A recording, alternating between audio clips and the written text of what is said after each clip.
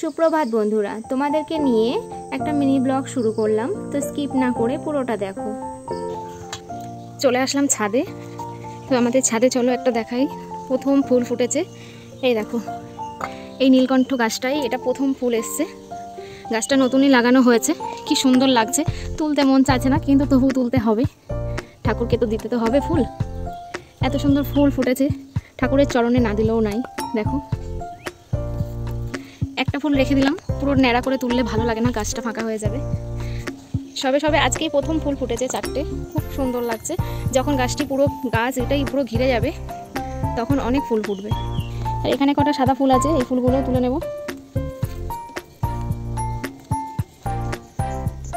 ফুল থাকলে ফুল তুলতে ভালো লাগে, আর না থাকলে কি আর ভালো লাগে।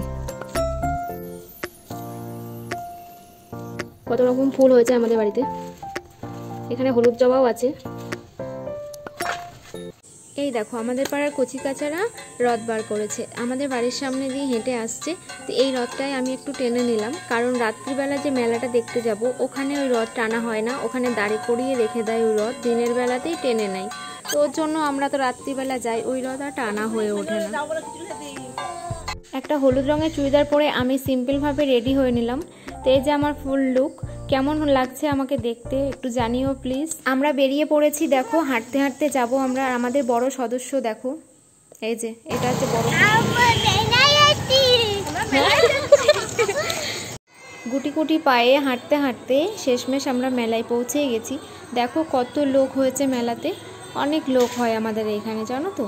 কিন্তু খুব ইচ্ছা আমার একবার গুপ্তিপাড়া হ্রদ দেখতে যাব, তো সে আর যাওয়া হয় না, তোমাদের দাদা ভাই নিয়ে যায় না, ও এমনি ভিড়ভাড়টা পছন্দ করে না, যেতে চায় না। তো আমরা একটু মেলা ঘুরে নিই, তোমরা ভিডিওটি পুরোটা দেখতে থাকো প্লিজ। এই যে মেলা ঘুরতে ঘুরতে এক ফ্রেন্ডদের সঙ্গে দেখা হয়ে গেল, তো তোমাদেরকে একটু হাই করে দিল, পুচকুটাও হাই করে দিল। আর ওইদিকে আমাদের বড় সদস্যটা দেখো বায়না করছে যে ওর মধ্যে উঠবে।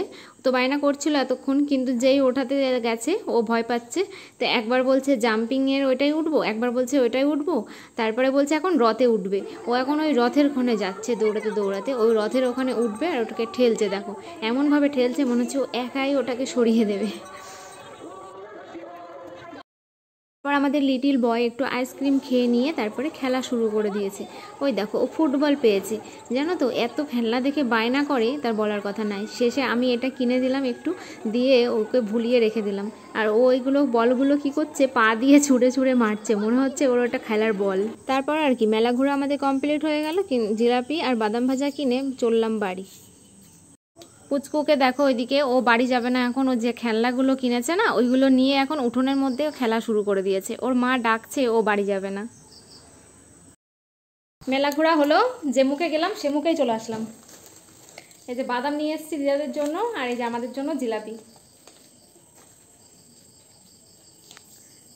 টাটা।